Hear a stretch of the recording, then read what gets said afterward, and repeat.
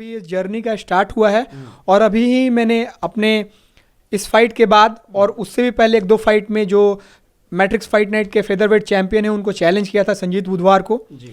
और वहीं पे मेरी अभी के लिए निगाहें गड़ी हुई हैं। तो आपने इस करियर रूपी खाट को बुनने की शुरुआत किस उम्र से की थी कि हमको जाना है तो अब एमएमए में ही जाना है? देख सकते हैं आंख में जो है खेलते वक्त एमएमए, इनके आंखों में चोट लगी। श्यामानंद जी, हम आपसे अगले पड़ाव में बड़ा दिलचस्प एक किस्सा हम सुने कि जब आप खेलने के लिए दुबई पहुंचे, टूर्नामेंट स्टार्ट हुआ, फाइनल 18 तारीख को, आपके माथे पे गमछा था और ये देख करके पूरे भारतीय तो खुश थे ही, लेकिन जो बिहार वासी थे वो खुशी से फूले नहीं समा रहे थे आपके। और फाइट से पहले जो प्रेस कॉन्फ्रेंस होती है उसमें मैं धोती पहन कर जाता हूँ और इस बार तिरंगा झंडा भी लेकर गया था और धोती भी भारत के हर पार्ट में पहनी जाती है, वो भारत की संस्कृति है, सभ्यता है। बिल्कुल। तो अच्छा, ऐसा नहीं हुआ कभी श्यामानंद जी कि हम बहुत फाइटिंग में मजबूत हैं तो स्कूल में किसी को 2-4 लाफा दे दिए? देखिए,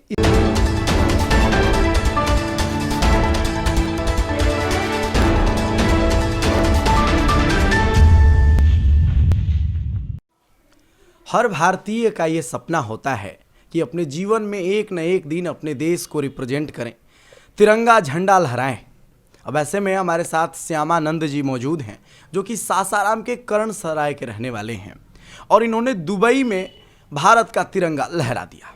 18 तारीख को गेम था। एमएमए गेम है, मिक्स मार्शल आर्ट्स, जो कि मैट्रिक्स फाइट नाइट के द्वारा ऑर्गेनाइज कराया जाता है।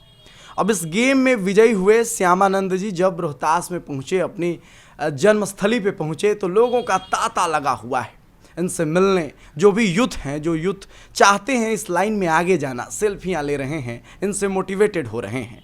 तो आप भी जानते हैं जब जब रोहतास देश और बिहार गौरवान्वित होता है तो जिसके कारण गौरवान्वित होता है उससे बातचीत करने न्यूज़ सुपर 7 जरूर पहुंचती है।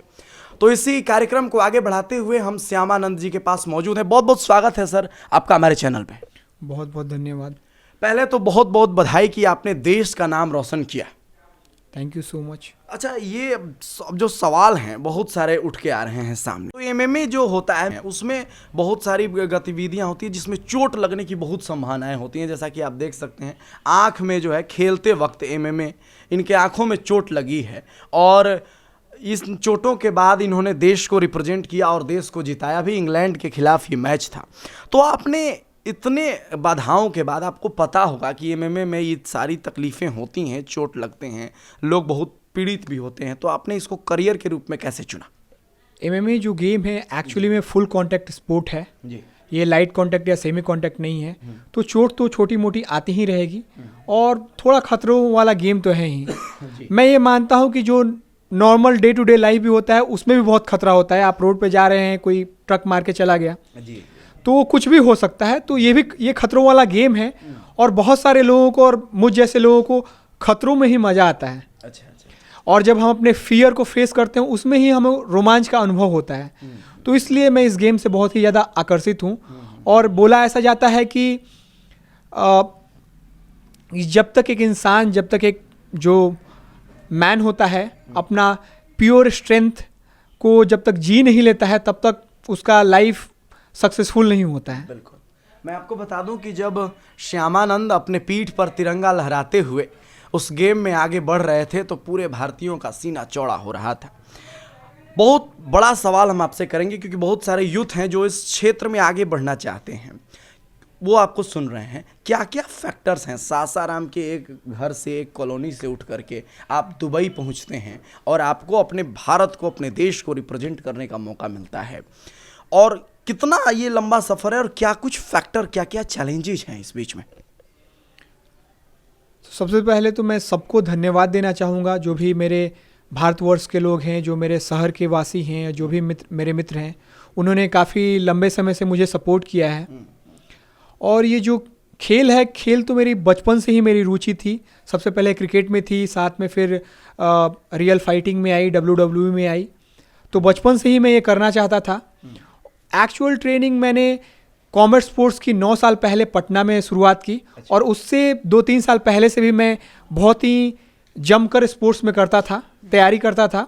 तो मेरे को 11 साल से ऊपर हो गए हैं स्पोर्ट्स में। बिल्कुल। तो आप इसी में आगे बढ़ रहे हैं। एक और सवाल होगा, सबसे बड़ा करियर में अहम रोल होता है माता पिता का। हमारे भी मम्मी पापा जब रातों में हमें बाहर माइक लेके देखते हैं तो डर जाते हैं, कहते हैं घर आ जाओ, काम हो या ना हो। तो जब माता पिता को पता चला कि आपकी रुचि एमएमए में बढ़ रही है, वो लोग जानते होंगे कि इसमें फाइट होता है, मार धाड़ होता है। अक्सर हम मम्मी पापा इन चीज़ों से अपने बच्चों को बचाना चाहते हैं और चाहते हैं कि आगे किसी दूसरे फील्ड में करियर बनाए।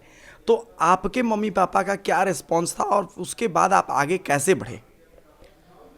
तो मेरे माँ बाप ने भी इस फैसला का बहुत ही ज़्यादा विरोध किया, जी। क्योंकि कोई भी माँ बाप अपने बच्चों को अच्छा करते हुए देखना चाहता है और सेफ देखना चाहता है और वेल सेटल्ड लाइफ देखता है। पर जो भी इस तरह का खेल होता है या इस तरह का करियर होता है, उसमें बहुत ही ज़्यादा रिस्क होता है। और ये खेल तो सीधा मारपीट का ही खेल है, जिसमें बहुत ज़्यादा चोट लगने का संभावना रहता है और लगता ही है। तो उन्होंने बहुत ज़्यादा विरोध किया, पर मैं बहुत जिद्दी था। 10th के बाद मैंने बोला कि मुझे यही करना है, और मैंने बोला कि आप साथ दें या ना दें, मैं घर छोड़ के चला जाऊंगा, पर यही करूंगा। तो घर छोड़ने की नौबत तो नहीं आई, क्योंकि माँ बाप तो माँ बाप होते हैं, उनका जो प्रेम रहता है वो हमेशा ही रहेगा। तो उन्होंने इसका विरोध किया, पर जो भी मुझे पैसों की ज़रूरत थी, मैं सासाराम से निकलकर पटना गया और पटना से बेंगलोर गया। तो जो भी पैसों की ज़रूरत थी, उस मामले में वो कभी पीछे नहीं हटे, फाइनेंशियली मेरा कभी हाथ नहीं छोड़ा। पर इस फैसले के साथ तो वो बहुत लंबे समय तक नहीं रहे, और मुझे लगता है कि इस फाइट से पहले तक भी वो यही बोल रहे थे कि अब कितना घूमोगे। वो ऐसे नहीं बोलते हैं कि तुम कितना फाइट करोगे, वो बोलते हैं अब कितना घूमोगे, अब घर आ जाओ, थोड़ा सेटल्ड हो जाओ और थोड़ा मेरे साथ बिजनेस कर लो। तो इस बात पे तो तकरार हमेशा ही चलती रहती है, पर मेरे जीत के बाद अब उनका जो विश्वास हो गया होगा आपके करियर पे और आप पे। मेरे को लगता है मेरे करियर पे तो अभी तक विश्वास नहीं हुआ है। अच्छा। पर वो बहुत ही ज़्यादा गर्व महसूस करते हैं और इस जीत से बहुत ही ज़्यादा खुश हैं, क्योंकि एक अंतर्राष्ट्रीय स्तर पे विजय आई है और वो भी इंग्लैंड के खिलाफ। बिल्कुल। तो बहुत ही ज़्यादा खुश हैं, और उन्होंने फाइनेंशियली कभी मेरा साथ नहीं छोड़ा। कहा गया है कि यूं ही नहीं मिलती राहियों को मंजिल, एक जुनून सा दिल में जगाना होता है। पूछो चिड़ियों से कैसे बना आसियाना, उड़ उड़ कर एक एक तिनका उठाना होता है। तो जो हमारे साथ बैठे हुए हैं, इन्होंने एक एक तिनका उठाया और दुबई तक पहुंचे और अपने देश को रिप्रेजेंट किए। अभी तो आपको बहुत सुकून महसूस हो रहा होगा, क्योंकि आपने इंग्लैंड के खिलाफ, देखिए प्रतिद्वंदी का भी बड़ा अहम रोल होता है कि हम किस तरह से सेलिब्रेट कर पाएंगे अपने विक्ट्री को। तो अभी आप किस तरह से महसूस कर रहे हैं अपने आप को, चूँकि आपको देखने के बाद पूरा देश गौरवान्वित है? मैं बहुत ही ज़्यादा खुश हूँ और बहुत ही ज़्यादा गर्व महसूस कर रहा हूँ। पर अभी ये तो जर्नी का स्टार्ट हुआ है। 11 साल हो गए हैं, पर मैं यही कहता हूँ अभी ये जर्नी का स्टार्ट हुआ है। और अभी ही मैंने अपने इस फाइट के बाद और उससे भी पहले 1-2 फाइट में जो मैट्रिक्स फाइट नाइट के फेदरवेट चैंपियन है, उनको चैलेंज किया था संजीत बुधवार को। और वहीं पे मेरी अभी के लिए निगाहें गड़ी हुई हैं, और अभी कुछ दिन में फिर से मैं अपनी ट्रेनिंग स्टार्ट करूँगा। तो खुशी है, गर्व है, पर अभी रुकने का मन नहीं है। अभी आगे बढ़ते जाना है और लक्ष्य पे अभी भी मेरी निगाहें हैं। वर्चस्व की जैसे बातें होती हैं, बाकी जो खेल हैं उनके वर्चस्व बहुत अधिक है। जैसे क्रिकेट है, जब भी क्रिकेट होता है तो लोग टीवी सेट के सामने बैठ जाते हैं और घंटों आनंद लेते हैं। लेकिन ये एमएमए जैसे जो खेल हैं, जो गेम्स है, उसमें ऑडियंस की रुचि और खिलाड़ियों की रुचि अधिक नहीं हो पाने के पीछे क्या रीजन है, और कब इसकी वर्चस्वता आप देख पाएंगे? एमएमए ऑलरेडी बहुत ही ज़्यादा ग्रो कर रहा है और बहुत ही ज़्यादा बूमिंग है। अभी सब लोगों तक नहीं पहुंचा है, पर जो भी लोग कॉमर्स स्पोर्ट्स में हैं और स्पोर्ट्स में हैं, वो एमएमए के बारे में जानते हैं। और पिछले 3-4 सालों में तो बहुत ही ज़्यादा बूम किया है। और जो भी कॉमर्स स्पोर्ट्स के खिलाड़ी हैं, जो बॉक्सिंग खेलते हैं, कराटे खेलते हैं, कुंफू खेलते हैं, वुशु खेलते हैं, वो सभी खेलों के खिलाड़ी एमएमए खेल रहे हैं। और इस चीज़ में बहुत बड़ा योगदान मैट्रिक्स फाइट नाइट का रहा है। जब से मैट्रिक्स फाइट नाइट स्टार्ट हुआ है, और भी ये मार्केट बहुत ही ज़्यादा बूम किया है। इवन लॉकडाउन में भी बूम किया है। बिल्कुल। तो आने वाले सालों में एक बहुत ही बड़ा खेल होने वाला है। और क्रिकेट तो हमेशा से भारत का एक खेल रहा ही है, और मैं भी बचपन में क्रिकेट खेलना चाहता था। पर क्रिकेट तो हमेशा रहेगा ही, पर ये भी खेल कुछ सालों में हर घर में देखा जाएगा। बिल्कुल। तो श्यामानंद जी, हम आपसे चलते चलते ये जानना चाहेंगे कि जैसे खाट को बुना जाता है तो शुरुआत किया जाता है कहीं ना कहीं से, और उसको बुनते बुनते एक पूरा सीरीज सा होता है और पूरा तैयार होता है। तो आपने इस करियर रूपी खाट को बुनने की शुरुआत किस उम्र से की थी कि हमको जाना है तो अब एमएमए में ही जाना है? आप बोले कि हमको क्रिकेट में भी रुचि थी, तो बाकी रुचियों को दरकिनार करके आपने इसको एज अ करियर कब से सोचना शुरू किया और कब से आप ड्रीम देखना शुरू किए? बचपन से ही मैं कुछ WWE के ट्रम्प कार्ड मैंने देखे थे, अच्छा और साथ में साथ क्रिकेट में भी रुचि थी सचिन सर की वजह से। जी। तो दोनों जो खेल हैं वो साथ में ग्रो करते रहे। मुझे, मेरे मन में था, मैं बच्चा था कि मुझे ये भी करना है, ये भी करना है। पर एक समय आया, अगर to be exact class 8th में मैंने क्रिकेट एकेडमी भी ज्वाइन किया था और फिर वो बंद हो गया था। और फिर कुछ महीने बाद तक ये रियलाइज हुआ कि दोनों साथ में नहीं हो सकता है। क्रिकेट और फाइटिंग है वो जो साथ में नहीं हो सकता है। तो क्लास 8th के अंत में ही मैंने डिसाइड किया कि मैं फाइटिंग में ही आगे बढ़ूंगा। पर उस समय घर बता नहीं सकता कि मुझे फाइटिंग में जाना था, क्योंकि मैं पढ़ने में अच्छा था। और जब मैं WWE देखता था तभी माँ बाप बोलते थे कि क्यों देख रहे हो, मोटा बिद्दू का गेम है, और तुम कुछ पढ़ाई में करो और पढ़ाई में आगे बढ़ो। तो जब 10th कंप्लीट हुआ तब मैंने घर वालों को बोला कि मुझे फाइटिंग में जाना है, और मैंने WWE पे रिसर्च करना शुरू किया। तो अभी भी के बच्चे हैं और जो पहले के बच्चे हैं WWE को रियल फाइटिंग समझते थे। तो जब मैंने रिसर्च किया कि कैसे आगे बढ़े तब पता चला कि WWE तो फेक फाइटिंग है, स्क्रिप्टेड फाइटिंग है। तो एक दिल सा टूट गया। पर इतने वर्षों का सपना था, छोड़ नहीं सकता था। मैंने फिर भी सोचा कि ठीक है इसी में जाऊँगा, अब तो जो है सो है, जो है यही है। और उसी समय दौरान मैंने एक बॉक्सिंग फाइट खेला इंटर कॉलेज, और उसमें मुझे रियल फाइटिंग का अनुभव हुआ, उस रोमांच का अनुभव हुआ। और उस फाइट ने मेरे को कहा कि नहीं, करना तो मुझे बचपन से भी रियल फाइटिंग था और अब भी रियल फाइटिंग ही करूँगा। और उस समय मुझे एमएमए के बारे में थोड़ी बहुत जानकारी थी, और उसी समय मैंने डिसाइड किया कि मुझे एमएमए ही करना है। बिल्कुल। तो अच्छा, ऐसा नहीं हुआ कभी श्यामानंद जी कि हम बहुत फाइटिंग में मजबूत हैं तो स्कूल में किसी को 2-4 लाफा दे दिए? देखिए, इसके पीछे तो बहुत सारी स्टोरी है। 10वीं क्लास तक मैं लॉन्ग रनिंग करता था, और मेरी सेम कदकाठी में मेरी वजन सिर्फ 57 kg थी। तो मैं एक पतला सा लड़का था। पर बचपन में दिल में आग तो बचपन से ही था, तो लड़ाई होती थी। और फाइटिंग में आप पार्टिसिपेट करते होंगे जरूर? बहुत ही ज़्यादा नहीं, क्योंकि थोड़ा सा मैं सीधा बच्चा था। अभी लोग मेरे को देख के बोलेंगे नहीं, वो थोड़ा सा सीधा बच्चा था। पर किसी से कुछ लेता नहीं था, कोई मुझे कुछ बोलकर निकल नहीं सकता था। तो लड़ाई होती थी। और उस समय मेरे वैसे दोस्त नहीं थे जो मेरे लिए बहुत फाइट कर पाए। जो मेरे दोस्त थे वो भी पढ़ने वाले थे, तो थोड़ी बहुत ज़्यादा मुझे ही मारपीट पड़ जाती थी। तो ये सब जो चीज़ें हैं और भी मोटिवेट करती थी कि मुझे ताकतवर बनना है। बचपन में तो था कि सिर्फ फिजिकली स्ट्रांग बनना है। पर जैसे जैसे मैं बड़ा होते गया पता चला कि अगर आपको समाज में सर ऊंचा करके रहना है, इज्जत की ज़िंदगी जीनी है, तो आपको पावरफुल होना बहुत ज़रूरी है। तो ये सिर्फ फिजिकली ही नहीं, फाइनेंशियली, इकोनॉमिकली और रिसोर्सफुली ही आपको स्ट्रांग बनेंगे, तभी इस समाज में आप सर उठाकर जी सकते हैं। तो इन सारे वो जो चीज़ें थी वो और भी मेरे को मोटिवेट करती रहीं कि मैं इसको ही करता जाऊं। बिल्कुल। तो हम बातचीत में आगे बढ़ें इसके पहले हम आपसे क्षमा चाहेंगे, मेरी थोड़ी आवाज़ दब दब के आ रही है, क्योंकि शरद ऋतु में किसी भी समय इधर उधर घूमना होता है, बाइक पे होता है, थोड़ा आवाज़ दब के आ रही है।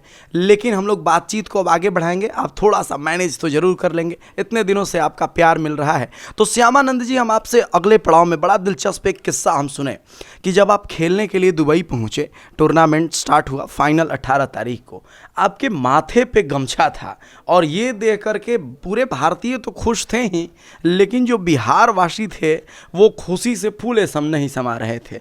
आपके माथे पर गमछा, ये आइडिया जो आपने बिहार को वहाँ पर आइडेंटिफाई कराने का, बिहार की जो बातें हैं, बिहार की जो रहन सहन है, पहनावा है, उस इंटरनेशनल स्टेज पे ले जाने की कैसे सोचा आपने?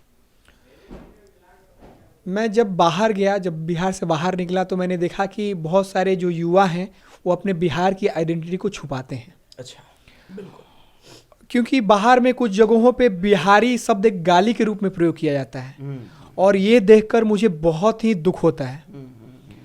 तो इसलिए मैंने उसी समय ठान लिया था कि अब जब मैं भी कहूँगा, मैं सबसे पहले अपना बिहारी आइडेंटिटी को दिखाऊंगा। वो जो सब उसके साथ जो तो फोन आते रहते हैं, उसको बस क्लिप करके ऐड कर दीजिए। तो जो शब्द है बिहारी, जो उसका गलत रूप में प्रयोग हो रहा है उसको चेंज करना है कि नेक्स्ट टाइम जब कोई बोले कि तू बिहारी है क्या, इसका मतलब वो बड़ाई कर रहा है। इसलिए मैंने अपने वो बिहारी शब्द को जोड़ा। बिल्कुल। और गमछा चूंकि एक बिहारी की एक साइन होती है और साथ ही साथ जो गमछा है उसको बिहार, यूपी और झारखंड में गमछा बोला जाता है, पर भारत के हर पार्ट में उसको लिया जाता है, बस अलग अलग नामों से पुकारा जाता है। बिल्कुल। और फाइट से पहले जो प्रेस कॉन्फ्रेंस होती है उसमें मैं धोती पहन कर जाता हूँ और इस बार तिरंगा झंडा भी लेकर गया था। और धोती भी भारत के हर पार्ट में पहनी जाती है, वो भारत की संस्कृति है, सभ्यता है। और ये भी मैं देखता हूँ कि युवाओं में कि जो अपने संस्कृति से भाग रहे हैं और सिर्फ वेस्ट की संस्कृति को अपना रहे हैं। मुझे वेस्टर्नाइजेशन या वेस्टर्न संस्कृति से कोई विरोध नहीं है, मैं खुद भी सूट पहनता हूँ और मुझे बहुत पसंद है। अभी आप जैसा देख सकते हैं मैं जीन्स और टी शर्ट में हूँ, तो मुझे वेस्टर्न संस्कृति से कोई विरोध नहीं है, उसमें कोई खामी नहीं है, वो गलत नहीं है। पर जो हम अपनी संस्कृति और सभ्यता को भूलते जा रहे हैं और उससे भागते जा रहे हैं, इस बात पर मुझे बहुत ही ज़्यादा दुख होता है। क्योंकि हम लोग का जो भारत का जो कल्चर है वो बहुत ही ज़्यादा रिच है, तो मैं उसको प्राउडली रिप्रेजेंट करना चाहता हूँ इंटरनेशनल स्टेज पे। इसीलिए मैं धोती, गमछा, रुद्राक्ष का माला और तिरंगा झंडा साथ में लेकर जाता हूँ ताकि अपने संस्कृति को रिप्रेजेंट कर सकूं। और इसमें मेरे को बहुत ही गौरव का अनुभव होता है। बहुत बहुत इसके लिए हम आपको धन्यवाद देना चाहेंगे, क्योंकि जब जब ऐसा देखा जाता है तो लोग सही आप कह रहे हैं कि अपनी आइडेंटिटी छुपाना चाहते हैं कि हम बिहार के हैं, क्योंकि किंवदंतियाँ उनको ये छुपाने पे मजबूर करती हैं। लेकिन किंवदंतियाँ आप ही ने स्वीकार की, इसलिए इन किंवदंतियों का पूरा प्रचलन है। तो आप जुड़े रहे न्यूज़ सुपर 7 के साथ। बहुत बहुत धन्यवाद, आपने कीमती समय हमारे चैनल को दिया। बहुत बहुत धन्यवाद। बिल्कुल। तो आप जुड़ रहे न्यूज़ सुपर 7 के साथ, तब तक के लिए आप हमारी पूरी टीम को दीजिए इजाज़त। धन्यवाद।